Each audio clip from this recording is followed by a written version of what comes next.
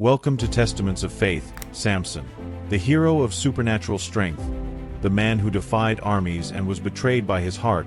Chapter 1. The birth of a chosen one, a miracle foretold. Night blanketed the land of Israel, but the weight of Philistine oppression was heavier than the darkness itself. For 40 years, God's chosen people lived under the harsh rule of an unrelenting enemy. Prayers rose, but silence seemed to be the only answer. Yet, when all hope appeared lost, God was about to write a new chapter.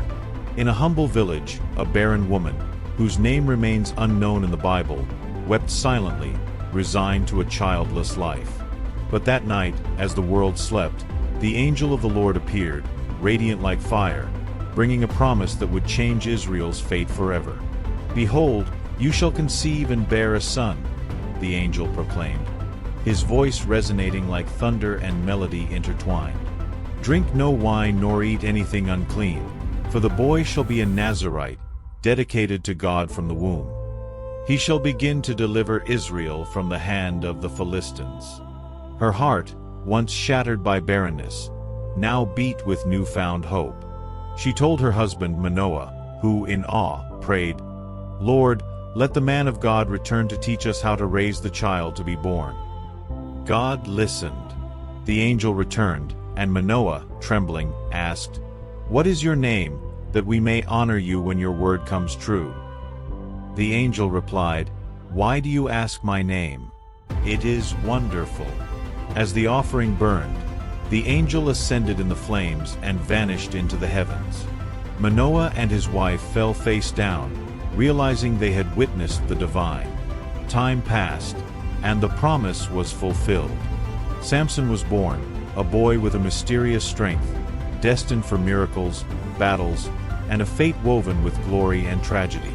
As he grew, the Spirit of the Lord stirred him, preparing him for a mission that would alter the destiny of a nation. The world did not yet know, but the man who would break chains and face armies was already among them. Chapter 2. The Lion and the Riddle. The strength no one could stop. The young Samson, now a man, walked through the fields of Timnah, his eyes burning with curiosity and desire. There he saw a Philistine woman and, captivated, told his parents, "I have seen a woman among the Philistines. Get her for me as my wife."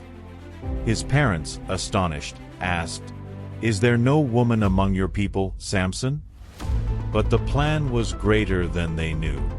"Get her for me, for she pleases my eyes," Samson replied, unaware that the Lord was behind it all, seeking an opportunity against the Philistines.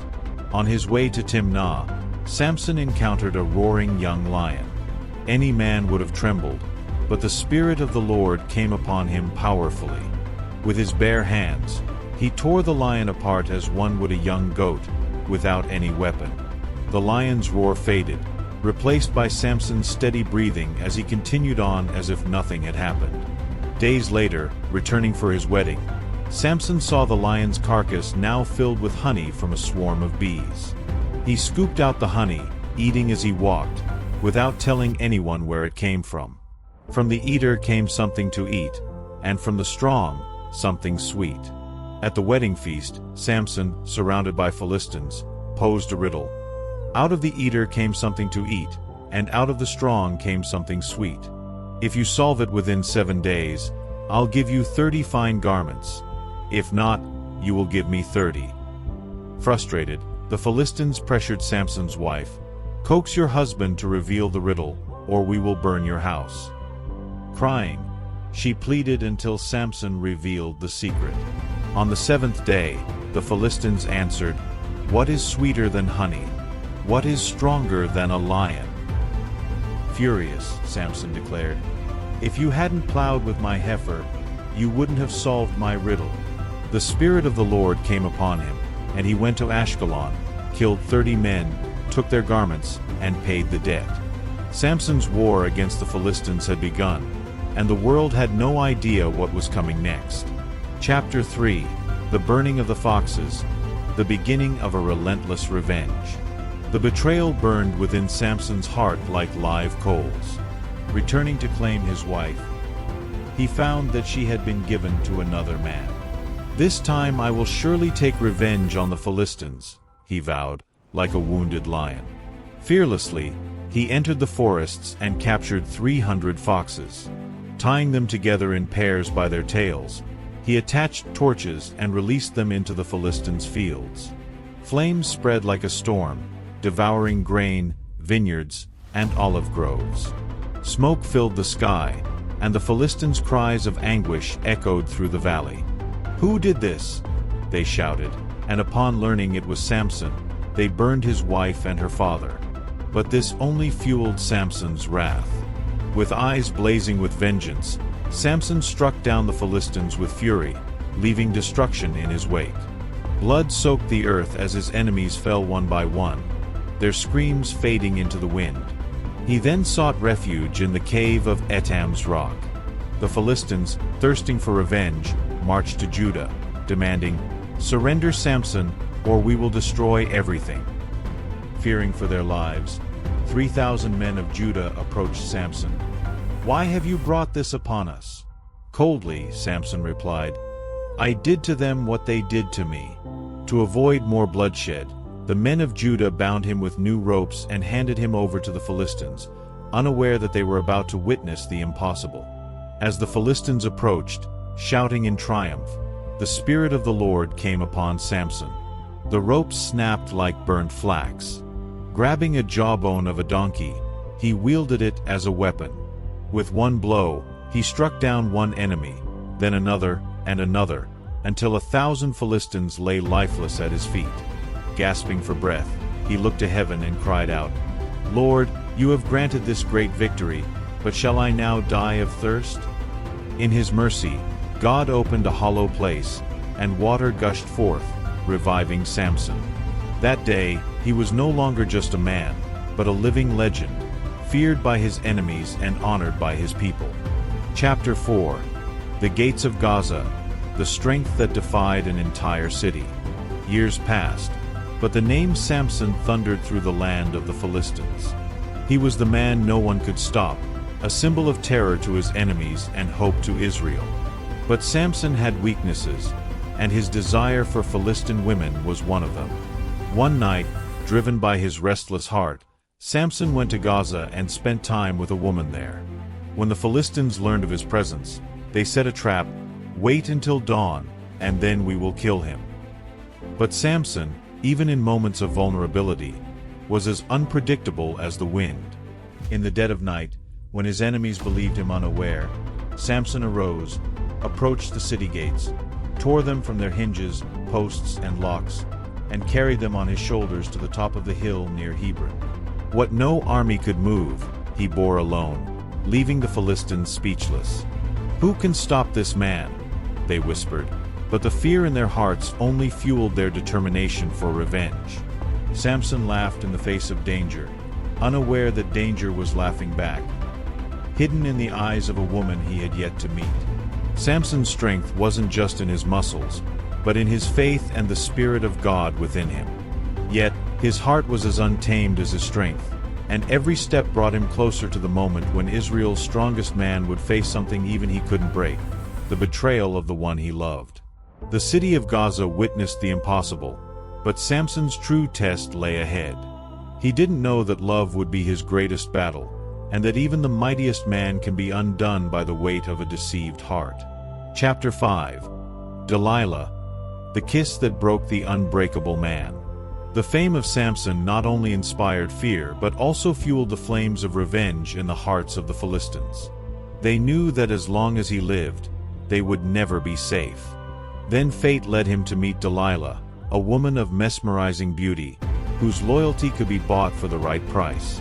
Samson, blinded by love, surrendered to her, unaware that every touch and every smile hid betrayal. The Philistine rulers approached her with an offer of wealth. "Discover the secret of Samson's strength, and each of us will give you 1,100 pieces of silver." Delilah agreed, and the deadly game began. "Tell me, Samson, where does your strength lie? How can you be bound?" Delilah whispered, her fingers running through his hair. Samson, toying with danger, replied, "If I am bound with 7 fresh bowstrings, I will become weak." That night, as he slept, Delilah tied him up and cried out, "Samson, the Philistines are upon you." But he snapped the bowstrings like threads of dry grass. Yet, Delilah persisted. Day after day, her soft words and pleading eyes wore Samson down like a river carving through stone. Twice more, he deceived her, but love and exhaustion proved stronger than his caution. Samson's weakness wasn't in his body, but in his heart. Finally, Samson broke. "No razor has ever touched my head, for I am a Nazirite. If my hair is cut, I will lose my strength." That night, as he slept in Delilah's lap, she cut his locks. Awakening to her cry, "Samson, the Philistines are upon you." He tried to rise as before but felt nothing. The Spirit of the Lord had left him. The Philistines seized him, gouged out his eyes, and brought him to Gaza, where they bound him and forced him to grind grain like a slave. The strongest man was now blind, humiliated, and broken, but God had not yet written the final chapter of his story. Chapter 6. The Captivity of a Hero, when strength becomes weakness. The days in Gaza were long and merciless. Samson, the man whose strength made kings tremble, now pushed the millstone as a slave, his empty eyes staring into nothingness. Each step in the grinding mill reminded him of his fall. But as the Philistines mocked his downfall, something silent yet powerful occurred. His hair, the symbol of his covenant with God, began to grow again. With each strand that returned, the Spirit of the Lord, though quiet, watched him, waiting for the right moment to act. Now blind, Samson saw clearer than ever. He saw his mission, his purpose, and knew the story was not yet over. Drunk with victory, the Philistines prepared a grand celebration. They gathered in the temple of Dagon for a great sacrifice, mocking the God of Israel. Samson was brought out to entertain them, and the humiliated hero stood between the temple's pillars. "Let me lean on the pillars," he asked the servant guiding him. Laughter filled the hall, but inside Samson, a prayer was forming. "Lord God, remember me. Strengthen me just once more, that I may avenge myself on the Philistines for my eyes." His hands felt the cold stone, and his heartbeat quickened. The temple, filled with enemies, became his final battlefield. With a cry that seemed to freeze time, Samson pushed the pillars with all his remaining strength. The stones trembled, laughter turned to screams of terror, and the entire temple collapsed, crushing princes, warriors, and Samson himself. On that day, Samson killed more in his death than in his entire life. The man who fell for love rose through faith. His story was not one of perfection, but of redemption. God does not choose the perfect, but the willing. And so, Samson's legacy lived on, not just as the strongest man, but as the chosen one who, even in his fall, fulfilled his purpose. Chapter 7. Samson's Lesson. The Price of Strength Without Obedience. The death of Samson left Israel in shock. The man who tore gates, ripped lions apart, and crushed armies now lay beneath the rubble he brought down. His family came, gathered his body, and buried him between Zorah and Eshtaol, in the tomb of his father, Manoah. Yet, his story echoed as a painful reminder. Great gifts without obedience can lead to downfall. Samson was chosen by God, but allowed desire and pride to stray him from the path. Still, even in his death, God used his life to deliver Israel. Samson was a living paradox, physically strong but emotionally vulnerable, chosen by God yet often driven by impulse. His fall wasn't due to a lack of power but a lack of discipline. Yet, God never abandoned him. Even when blind and humiliated, Samson cried out to the Lord, and God listened. His tragic end didn't erase his purpose. Instead, it showed that God can use even our mistakes to fulfill his plans. For a moment, Israel breathed free from Philistine oppression, but Samson's lesson endured. Strength without obedience is an unbearable burden. Samson's story is not just about muscles and battles, but about human complexity and divine faithfulness. God chose him before birth, gave him extraordinary gifts, yet also free will to choose his path. Samson failed, loved, fell, but in the end, he was remembered as a judge who, despite imperfection, fulfilled his purpose. His life teaches us that no matter how far we fall, God can still raise us to fulfill what we were called to do. Samson lived between glory and failure but died as a symbol of redemption, proving that God's purpose always prevails. Chapter 8. The meaning of sacrifice. When weakness becomes the greatest strength. The death of Samson wasn't just the end of a man but the beginning of deep reflection for Israel. Many wondered, how could the strongest man fall so weakly? Yet, as the people mourned, God revealed that true strength is not found in muscles but in total surrender to his purpose.